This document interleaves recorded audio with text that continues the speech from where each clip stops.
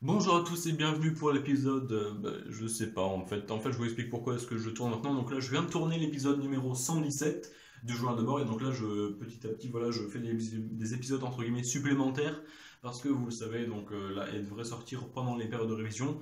En fait tout simplement voilà pendant la période de révision je vais être pas chez moi et je vais encore en plus de ça avoir beaucoup moins de temps pour faire les vidéos etc. Donc voilà, si je sais pas si je vais faire que de ça, ou en interposer, ou un jour sur deux, ou tous les jours, tous les 3 jours, je sais pas. Il y aura peut-être dès que je tournerai sur place ou pendant la période de révision. Mais du coup, en attendant, voilà, je vous ai prévu quelques vidéos, donc si celle-là apparaît, je sais pas du tout quand. Mais donc voilà, c'est pour entre guillemets faire un intermède et pas qu'elle soit totalement vide ma chaîne pendant les périodes de révision. Voilà, que vous ayez quand même du contenu. Du coup, aujourd'hui, je vais parler de quoi? Je vais parler d'une méthode pour apprendre son cours rapidement, facilement et surtout méthodiquement d'une manière précise. Voilà. À l'aide de quoi? Les capacités exigibles. Je vous avais peut-être entendu moi le dire ou d'autres personnes qui ont dit les capacités exigibles. Qu'est-ce que c'est les capacités exigibles? En quoi c'est utile et où est-ce qu'on peut le trouver et puis voilà et puis comment s'en servir. Alors déjà, je réponds aux questions à l'envers. Où est-ce qu'on peut en trouver? C'est sur internet tout simplement ou alors tu demandes à tes profs mais je sais que c'est trouvable sur internet. Tu tapes capacité exigible, le nom de ta filière, donc psy, PCSI, et le nom de la matière, ou pas forcément, enfin peut-être qu'il va te remettre toutes les capacités exigibles de toutes les matières, et en gros, c'est une méthode de savoir exactement ce que tu dois savoir dans ton cours. C'est pas ton cours, en bref, en résumé, c'est pas exactement les formules les unes après les autres, non, c'est tout ce que tu dois savoir pour connaître ton cours. En gros, je t'explique comment tu l'utilises. Déjà, tu vas prendre ton cours une première fois, je ne vais pas te mentir. Et en fait, une fois que, si quand tu as ces capacités exigibles à côté de toi, si ton prof a suivi vraiment bien le programme officiel, en fait, tu prends tes capacités exigibles et tu regardes pour tel chapitre. Je dois savoir, c'est une capacité qui est exigible à l'écrit, à l'oral. Je dois savoir faire ça. Par exemple, je sais pas, en maths, c'est diagonaliser une matrice d'ordre n, ou déterminer le polynôme caractéristique, ou alors en physique, ça peut être, je sais pas, démontrer l'expression de l'énergie magnétique dans un solénoïde infini, par exemple.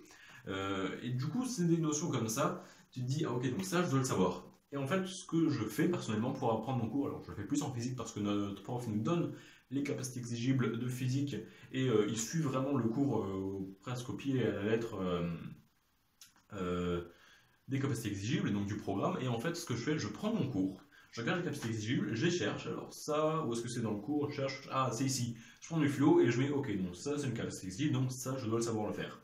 Puis je mets un truc de fluo, donc ok, ça là c'est bon. Et en fait, j'essaie de tout tracer, toutes les capacités exigibles, une fois que dans mon cours, tout ce qui est en fluo, c'est des trucs que je suis censé savoir. Si c'est démontré, je suis censé le connaître par cœur, je suis censé tout savoir le retrouver. Si c'est citer une expression, je suis censé connaître l'expression. Si c'est des trucs comme ça, et puis si c'est une méthode, j'essaye de mettre la méthode, ou alors je sais pas, je me fais une feuille de capacité exigible, et faut que je sache ça. Et du coup, à la fin, une fois que tu as fait ça, donc ça c'est ma première phase, j'apprends pas le cours directement. D'abord, je prends ça, les capacités exigibles, je note, ok, il faut que je sache faire ça, et puis après, j'ai tout en fluo sur mon cours. En fait, pourquoi est-ce que c'est ultra intéressant, je trouve? Parce qu'en fait, dans le cours en général, il y a beaucoup de superflu, il y a beaucoup de choses qui sont notées parce qu'elles sont intéressantes, parce que c'est des analogies, parce que c'est pour passer de là à là, même si on ne doit pas savoir le démontrer. Donc c'est des choses qui, si tu l'apprends, tu vas pas oublier des choses, tu vas pas apprendre des trucs faux.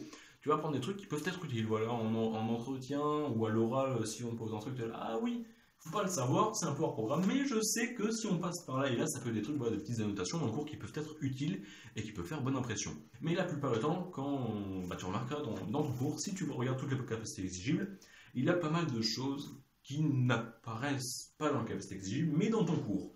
Et du coup, si tu dois apprendre le cours, juste le cours par programme, il y a plein de choses que tu n'as pas à apprendre concrètement, que c'est du superflu. Et moi, des fois, ça m'arrive que voilà, pendant une, deux pages, c'est des trucs que je n'ai pas à les apprendre. On les a écrits, ça peut m'être utile, mais formellement, je vois, il y a des formules et je suis là, ok, donc ça va me servir pour plus tard, mais ça, je suis pas obligé de le savoir exactement.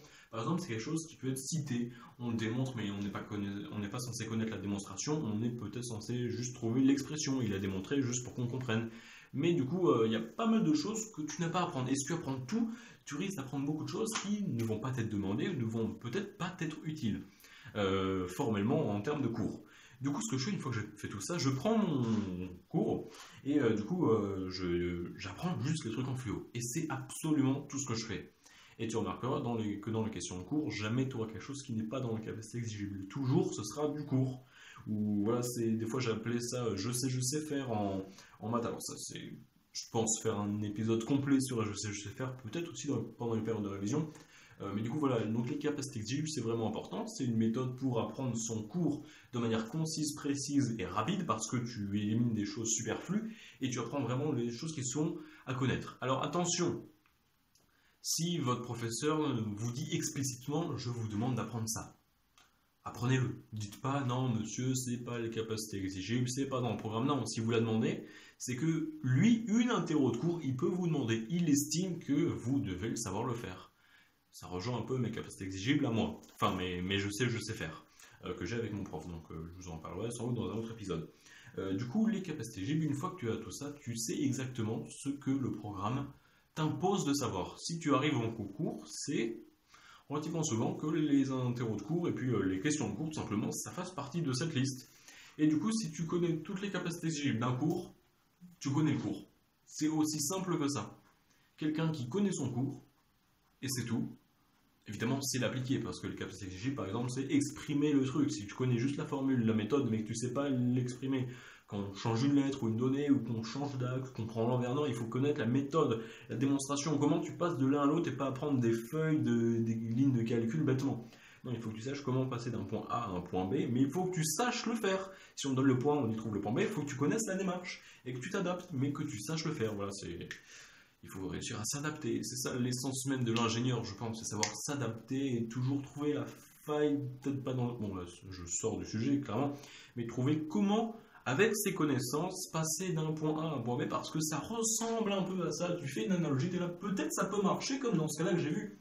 C'est pas exactement un solénoïde infini, c'est pas dit, mais je peux dire, il y a beaucoup de spires. C'est un peu comme celui d'infini. Et puis voilà, bon, ça c'est extrêmement connu comme approximation, on va dire un truc qui n'est pas infini, on dit que c'est infini parce que c'est très grand, et parce que le reste de l'étude c'est négligeable, ou alors l'autre tu dis c'est zéro, c'est plan, je sais pas. Mais des trucs comme ça c'est très connu, et c'est utilisé à plein d'endroits, et du coup c'est des trucs qu'il faut un peu en abuser, voilà. Tu connais tes capacités exigibles, tu connais ton cours, tu sais l'appliquer, et mec, tu tapes de ces notes après, parce que le cours, encore le cours, toujours le cours, sans le cours, t'as rien, avec le cours, t'as presque tout. Parce que évidemment, t'as le génie aussi. Si tout le monde qui connaissait son cours intégré Polytechnique, crois-moi que ça serait pas tombé dans l'oreille d'un sourd, et je crois que tout le monde aurait appris son cours par cœur, et évidemment tout le monde serait monté à l'X, mais ce qui n'est pas possible parce qu'ils ont des places limitées. Donc en plus il faut avoir la technique, l'œil, être rapide, avoir des réflexes, et donc voilà, donc c'est les conseils que je peux te donner. Si tu veux apprendre ton cours rapidement, efficacement, méthodiquement, apprends tes capacités exigibles, trouve-les sur internet, c'est facile, tu en trouves partout, c'est gratuit en plus. Et puis voilà, donc tu les trouves, tu les apprends, tu me bosses ça, et puis si tu es en période de révision et que tu ne sais pas comment réviser l'optique géométrique de première année, regarde les capacités exigibles, je pense que tu peux avoir des surprises. Tu peux dire, ah mais ça j'ai pas besoin de savoir le démontrer, mais pourquoi ça fait une heure que je suis là-dessus? Et je pense que ça peut en sauver quelques-uns. Sur ce, bah voilà, ça pourrait être tout ce que j'ai à dire sur ce sujet.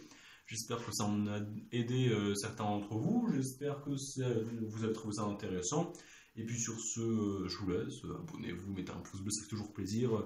Suivez-moi sur Instagram aussi, je suis de plus en plus actif dessus. Bon, au moment où on sortira cette vidéo, je suis en période de révision, donc je ne sais pas si je le serai vraiment. Peut-être un peu trop, peut-être pas du tout, je sais pas, mais bref, voilà, si vous voulez me suivre, tous mes réseaux sont dans la description, je crois. Sur ce, je vous laisse, je vous dis à la prochaine, à plus.